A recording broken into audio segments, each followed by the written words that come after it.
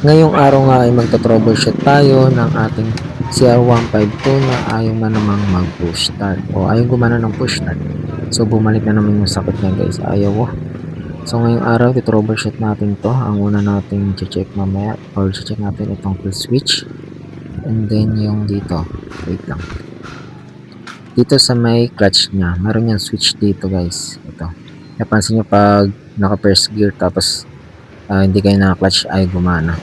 Then yung battery natin, tapos yung starter relay dito sa ilalim ng upuan, at saka itong starter motor natin. Ayun yung mga titignan natin sa pagto-troubleshoot nito. Tinanggal ko na nga ang upuan ng aking motor at ito ang bumungat sa akin. Ang dumi. Grabe. Naisipan ko nga na starter relay ang una kong i-check. So ngayon susubukan natin i-bypass to. Pagdidikitin lang natin itong dalawang to. Gamit lang kayo ng pliers or any metal. So testing natin.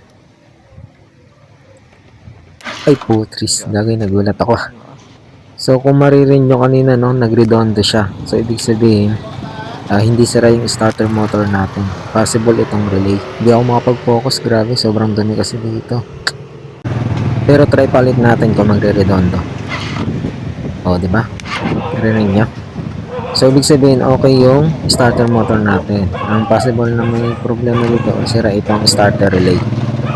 Kahit may idea na ako na itong starter relay ang sira, dahil gumagana ang starter motor natin. So itatry ko pa rin ipacheck tong battery natin. Tapos ito, iba-bypass ko tong switch dito sa clutch. And syempre doon sa kill switch natin. So ayan, try natin. So eto na nga guys, dito nyo makikita yung switch dito sa ilalim ng clutch or kapag naka first gear, diba, pag finish-start ng ayaw gumana. So tayo naka-neutral naman pero ayaw. So try nyo lang pagdikitin tong ano na to, itong dalawang wire dito. May parang balot yan, tanggalin nyo muna. Tapos pagdikitin nyo gamit ng screwdriver or wire. So try natin i-push start.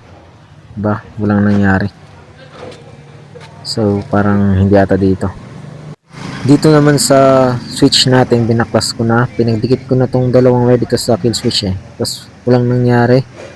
Tapos dito naman yung sa wire ng push start natin, pinagdikit ko siya, nag-i-spark siya pero walang continuity doon or power papunta sa relay natin. So possible ayos pa to at baka relay ang may problema talaga.